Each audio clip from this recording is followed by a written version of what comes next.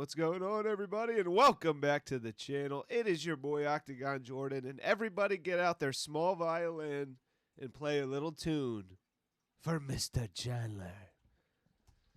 I want to see you look everywhere. See you at the top. Shut up! Do Bronx in that ass. Yeah. Fucking little tick. Pour one out for Michael Chandler. Michael Chandler. Pour one out. Say a prayer. Go outside. Clap. Do a ritual. Set a fire. Roast some marshmallows. This is Mr. Chandler's career, yeah? Light one up for Mr. Chandler.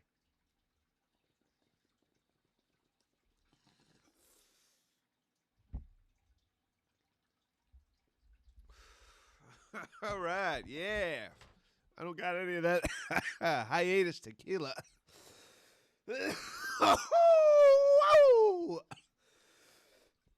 Yeah. Don't worry, guys. I got separate businesses outside of fighting, so I'm good financially. I'll see you at the top. Yeah, we just got some breaking news. Michael Chandler, Mr. Chandler, is back. UFC 309, MSG, Madison Square Garden. And his opponent, Mr. Oliveira. Rematch alert, baby. Charlie Olives, Michael Chandler 2. One of the most action fights, one of the best banger fights that we've had in the last 4 or 5 years. Michael Chandler versus Charles do Bronx Oliveira 2. The rematch.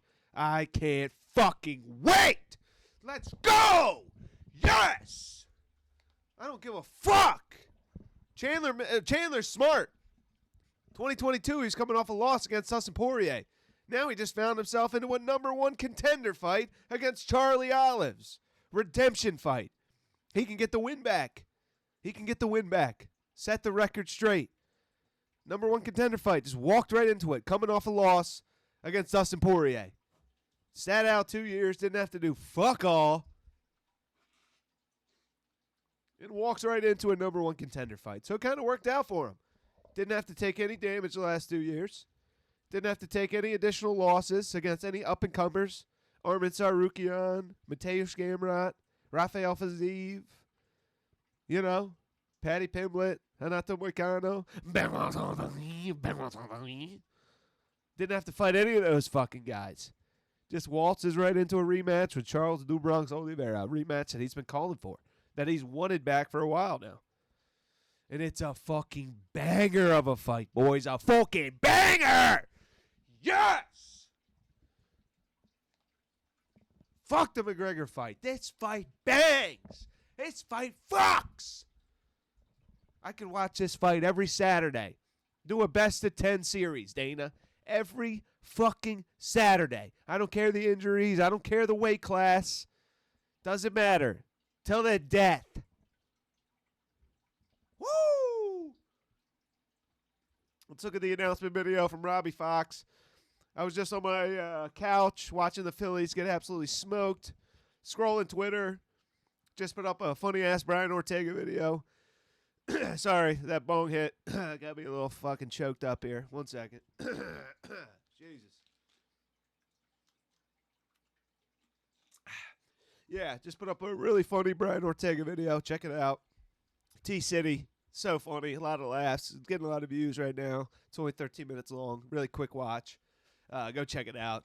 It's one of my best videos, I think. I enjoyed it. I rewatched it 2-3 times, so go take a peek. But yeah, here's Robbie Fox talking to Dana White. This is the first thing that I saw on Twitter. I thought it was kind of a joke, maybe just fucking with the fans, maybe just an old clip or something like that. But then we got announcement after announcement. Robbie Fox follows up with an announcement after this. So it's legit, boys. It's legit. But here's the opening clip. Where the fuck is Conor? Well, Conor's been out too long. So once you're out too long, Chandler's been out as long as him almost. Well, where's almost. Chandler? You know what I'm doing? Is Chandler still going to be his opponent? The other thing, If no, Conor beats Chandler, no. no. So, Whoa, you just slid that in. No. What was so, that? no. Opponent? The other thing, If no. Conor beats Chandler, no. Where's Almost. Chandler? You know what I'm No. doing? Is Chandler still going to be his opponent? The other thing, If no. Conor beats No. Chandler, no. No. Just so casual, so nonchalant. What do you mean? Is Conor and Chandler, they're still fighting, right? Is that still the matchup? When's that happening? No.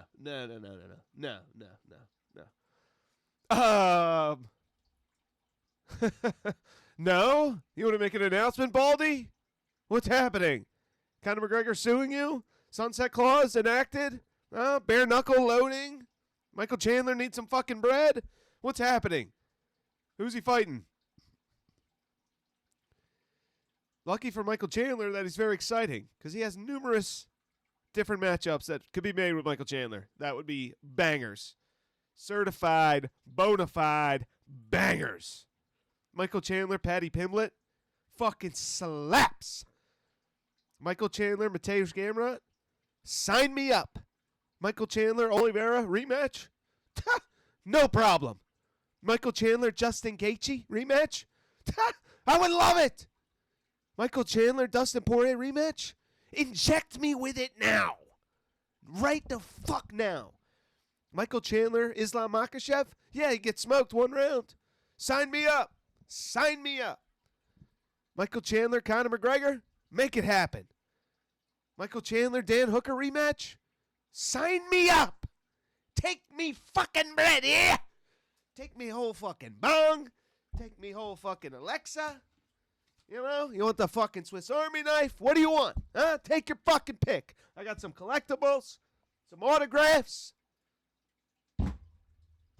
So, Whoa, you just slid that in? No? no, Because Chandler had the 2024 ultimatum? Is that Chandler's choice? no. Chandler said, "I'm done waiting. I want to fight." For real? Mm-hmm. This is like huge breaking news. Yeah, come out tomorrow. Unbelievable. Yeah. Oh, my God. Is that Chandler's choice? No, Chandler said, "I'm done waiting. I want to fight." For real? Mm-hmm. This is like huge breaking news. Yeah, come out tomorrow. Unbelievable. Oh, my God. Chandler said he's done waiting. He's done waiting. He wants to fight. He wants to fight. He wants to fight. Chandler wants to fight. Well, hey, I know a lot of people are going to say, oh, my God, I wasted 2 years of his career. That was so stupid. But honestly, was it stupid? Because he was coming off a loss to Dustin Poirier. What fight realistically was he going to get if he fought, 5-6 months after that Dustin Poirier loss? Which fight was he really going to get? He wasn't going to get the Charles rematch. Charles was champion at the time. He wasn't going to get the Gaethje rematch. Gaethje was number 2, number 3 at the time. What was he going to get? Fiziev, Gamrot? Could have lost one of those fights easily. He fought Gamrot, easily lose. Easily, no problem, could lose to Gamrot. No problem at all. I'd probably pick Gamrot 6.5, 7 times out of 10 against Michael Chandler. Instead, he sat out 2 years. I think he grew his profile a little bit. Got healthy. Hasn't taken any brain damage. Hasn't got hurt. No additional injuries. Lost out on some paycheck, sure. But just waltzes right into a Charles Oliveira #1 contender rematch. A fight that he's been looking to get back. That he's called out Charles Oliveira on the mic after he beat Tony Ferguson. And I'm looking at you, Justin Gaethje. And I'm looking at you, Oliveira. And I'm looking at you, Conor McGregor. Yeah, he's called him out before. He wants to fight him. He wants to get it back. So he has that opportunity. He's got an opportunity for a #1 contender fight. He beats Charles Oliveira. He beats him by stoppage. It's a 5-round fight. Someone's getting stopped. This shit is not going to decision. We've watched Michael Chandler fight. We've watched Charles Oliveira fight. And we've watched these two fuckers fight each other before. It ain't going to decision. Someone's getting an emphatic KO. There's a #1 contender coming out of this fight. The Chandler-McGregor shit is dead. McGregor might come back, might fight Nate Diaz. Honestly, might fight Nate Diaz. Might be the Dustin Poirier's last fight. Could be. Why not? Dan Hooker. Yeah, Dan Hooker called out Conor McGregor. I'm sure Conor McGregor likes his chances a tad bit more against Dan Hooker. Not as fast. Dan Hooker's been KO'd before. Has taken a lot of damage. A ton of scar tissue. A pure striker. Not good on the ground. Lost to Dustin Poirier, just like McGregor's lost to Dustin Poirier. Dan Hooker's ranked number 5. He's easily beatable for Conor McGregor. Easily. It's not like if McGregor's fighting a Gamrot or Sarukian or Patty Pimblett. Dan Hooker's a little long in the tooth. So, what are we talking about here? But yeah, anyway, Robbie goes on to specify his reporting. because that report wasn't 100% accurate. So Robbie goes on to give us more details about the announcement. Let's take a look. Let's take a fucking look. If I can get it. Sorry, boys. Right here. All right, I just got off the phone with Dana White, and we got to issue a quick correction on the breaking news that Conor McGregor will not fight Michael Chandler in his UFC return. Dana said there was a little misunderstanding in our exchange. That fight still may happen, but Michael Chandler is taking a fight first. He's getting a fight first, and it will be against Charles Oliveira in a 5-round co-main event at MSG. The Conor fight still may happen in the future, but Michael Chandler is taking that fight first. We'll see what happens. We'll see what happens with Conor. He's not going to be back till 2025. But yeah, that is the correction. He may still fight Michael Chandler. Oh my God, stop it with the fucking correction. You're just announcing the Oliveira as the opponent. Oliveira Chandler 2. Oliveira Chandler rematch. Stop. What are you talking about? If he beats Oliveira, he's going to be number 1 contender.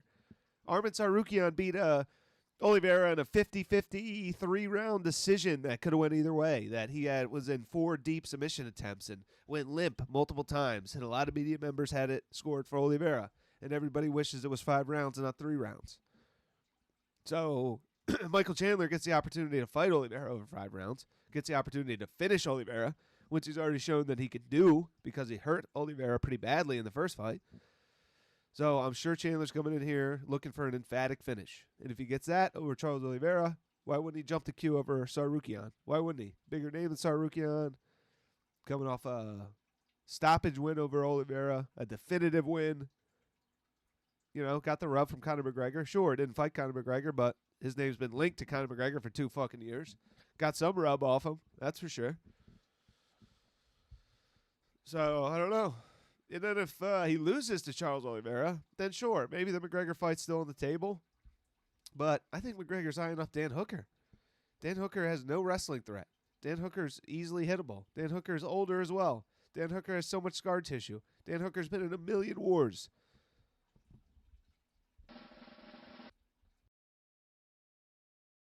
In his UFC return, but Chandler's taking a fight first. All right, I just got off.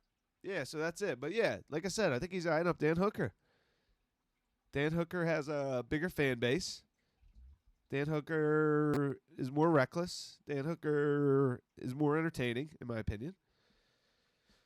Yeah, I think he's eyeing up Dan Hooker for that 5th spot. I think Michael Chandler's going to get chinned again by Charles Oliveira. And that's really not going to be a good look. But let's look at Michael Chandler's reaction video. Just came out 1 hour ago. Instant reaction. I have not even watched this yet. Haven't seen it. This is my first view, first reaction to it. I saw a couple clips on Twitter. It looked pretty sad, looked pretty depressing. Michael Chandler needs some help. He thinks he's like some big motivational speaker. Like, dude, what? I don't know. I don't know who he thinks he is, but he's shirtless watching some older video of himself where he got signed in 2020, and he's talking about he's going to fight all the top guys, and it's so just nostalgic and reminiscent about when he got signed, and just, you know, really just awakening, and just really, you know, just reminds him of who he is and what his mentality is and what his goals were when he came in and how determined he is, and see you at the top. It's so just admirable and, you know, just inspiring. Sit down with Hunter Campbell. I sit in his office. To say your goals 4 years ago and not fight after 2 years and accomplish all those goals in 2 years and then sit out and fuck around and do nothing, it's inspiring. Let me paint a picture for you. The date is September of 2020. I'm a free agent. I sit down with Hunter Campbell. I sit in his office. I look at him and I say, Hunter, I want to be a good thing for your organization. I want to fight the top guys right away. Either I am who I say I am or I'm not. Throw me into the deep water. What is he fucking doing, dude? We already see it on the screen, Chandler. We don't actually need to see it on your phone as well. Like you're actually listening to it right here. We see your face 3 times here. Here live, here recorded, and here recorded. We don't need 3 Chandlers. We get it. What's this? Poirier, you fucking lost. Gaethje, you lost. Why are these check marks? These should be X's. Gaethje, lost. Poirier, lost. Oliveira, X, lost. Conor McGregor, never fought. Tony Ferguson, beat him because he was washed up and he caught him at a good time. Dan Hooker, he got lucky. So, yeah, I don't know. Rematch Dan Hooker. Well, you're rematching Charles Oliveira, so good luck with that. Throw me into the shark-infested waters of the UFC, and let's see how I do. Check out this graphic. I remember that day like it was yesterday when I sat in Hunter Campbell's office and I said, throw me I remember into that the day. shark-infested waters of the UFC. Either I am who I You guys know if you're an eagle and you reach 40 years of age, you lose your beak, you start losing your feathers, your talons get all crinkly and cracking and just shitty. What do? You go up to the top of the mountain and you shave your beak against a rock. You sit out for 2 motherfucking years. You sign with a tequila brand. And then you rematch a guy that starched you. That starched you out. Yeah, that's on a losing streak. That's what you do. You fight a tougher, younger, stylistic matchup that already knocked you out cold. Yeah, see you at the top, baby. Hey. say I am or I'm not. At the time that I signed with the UFC, Khabib Nurmagomedov, champion. Hey, that Tony Ferguson picture is fucking cheap shot, bro. Fuck you. Fuck you. You should get Tony Ferguson dropping you. Is your eye bleeding in that, dude? Hopefully. Where's the blood? Fucking imbecile. Yeah, what's that? Justin Gaethje in the background? You punching Justin Gaethje? You lost that fight. Your face was fucking annihilated. Justin Gaethje, number 1, fought him. Dustin Poirier, number 2, fought him. Charles Oliveira, number 3, fought him. Conor McGregor had a fight booked. He pulled out. Number 5, Tony Ferguson, fought him. Number 6, Dan Hooker, fought him.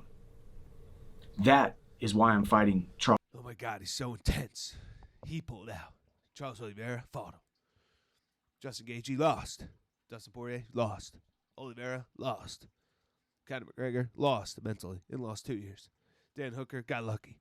Tony Ferguson got dropped.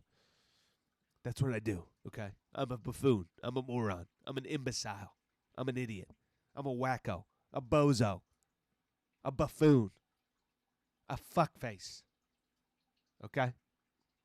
And I'm pissed off. This is what I do, okay? See at the top. I remember it like it was yesterday. When I came in, I licked Dana's butt. Yeah, first meeting. Spread eagle. Licked his ass. Okay? I asked him for the dead body of Tony Ferguson. Got that. Got dropped. Head kicked him. Lucky as balls. Didn't even train it. Then I got fucked up. Oliveira, Poirier, Gaethje. Fuck. I called Islam Makhachev an idiot. I said Islam Makhachev was buns. Islam Makhachev's a beast. Number 1 pound for pound. I'm an idiot. I'm a cuck. They call me Cuckle Chandler. Michael Cuckler. Yeah. What's up, Mr. Cuckler? 180 boys, be a little fucking kick. This might be good for Conor McGregor. Maybe Michael Chandler beats Charles Oliveira, becomes the number 1 contender after Arman and Islam, and then McGregor fights Chandler, beats Chandler. McGregor's number 1 contender. Let's go! How you like that, you little fucking boom thing, eh? Oh, put in me plenty. Fucking boom. You little fucking bitch. Charles Oliveira. See, I think you guys have forgotten over the last year or so who Michael Chandler is. Year or so? You see, he didn't even believe that. Look at his eyes. Look at his eyes. He didn't even believe that. He knew he was lying. He didn't even look at the camera. He knows it's 2 years. Your last fight was December 2022, bud. You fucking lost it against Dustin Poirier. You're coming off a loss. Maybe 2 losses, I believe. 2 years. December 2022. Look at his eyes when he says this. 1 year or so. Fighting Charles Oliveira. See, I think he can't look at the camera, and he shuts his eyes. Watch. You guys have forgotten over the last year or so who Michael Chandler is. From October of year or so. Forgotten. That is why I'm fighting Charles Oliveira. See, I think you guys have forgotten over the last year or so who Michael. Looking down, putting his phone down, has to remember his lines. I think you guys would have forgotten in the last year or so who Michael Chandler is, even though it was 2 years ago and I'm coming off a loss. You guys remember me from 2 years ago getting my ass kicked by Dustin Poirier, who's retiring now? Huh? Who I am? You guys remember? Yeah. Charles Oliveira starching me. Huh? You guys fucking remember that? Okay. That's what I'm saying. Make sure you fucking remember you. See you at the fucking top. Michael Chandler is. From October of 2020, I signed with the organization in September. From October of 2020 to November of 2022, in a 25-month span, I did 6 training camps, 1 backup fight for the world title fight, 5 fights in 25 months, 4 fight of the night or performance of the night bonuses, 2 fights. Does he have this all written down? He definitely does. Look at this. He's got markers right here. 2 big fat old markers and an eraser. So this is a whiteboard. He's got all Fight of the year his- candidates He's got all his in statistics. 25 months, 4 fight of the night or performance of the night 4. bonuses, 2 fight of the year candidates, 1 fight of the year against Justin Gaethje, 1 KO of the year against Tony Ferguson, 1 debut of the year against Dan Hooker, debut of the year, fight of the year, knockout of the year in 25 months. That is why I'm taking the Charles Oliveira fight. Why? Because I took a quick little detour to chase this thing, the opportunity of The Ultimate Fighter, 6 weeks filming The Ultimate Fighter, then 12 hours, 12 weeks on ESPN on The Ultimate Fighter 31. Then we did a reaction show with huge guests like Nate Bargatze and Jelly Roll and Brantley Gilbert and Russell Dickerson and all these different guys. I got more promo, more eyeballs, more of everything in the last year and a half than I would have gotten with 3 fights. And now I get the opportunity to take a title run. I beat Charles Oliveira, I become the #1 contender. I beat Charles Oliveira, I can choose to go fight Islam or Arman. I believe it's going to be Islam. Or if Conor... Yeah, you guys get the point. You guys get the point. And it actually paid off for Michael Chandler. I mean, I'm not going to lie. Yeah, because he would have had to fight Gamrot or fought Arman Tsarukyan or fought Benil or fought Fiziev or fought Paddy Pimblett or Benoit Saint-Denis or one of these guys. And it paid off for him. Yeah, he did get more eyeballs. He got a #1 contender fight, a rematch, a fight that he wanted to get back, a guy that he wanted to fight again, that he's called out before. #1 contender fight. He's fresh. He didn't have to fight any of those younger guys. He didn't have to fight BSD. He didn't have to fight Paddy. Didn't have to fight Gamrot. Didn't have to fight Arman. Yeah, paid off for old Mr. Chandler, yeah. But anyway, this video has been going too long. I'll let you guys go. Just wanted to react to this news, show a couple clips, give you my instant reaction. Smart move by Michael Chandler, to be honest. Conor McGregor's off his rocker. So smart move by Michael Chandler. I think it actually worked out for him. #1 contender fight, rematch, guy you already fought, guy that's similar in age, not a younger guy, you know, fresh, not coming off any injuries. Yeah, could be a smart move, but time will tell. I guess we'll see. Mr. Chandler, one of the boys.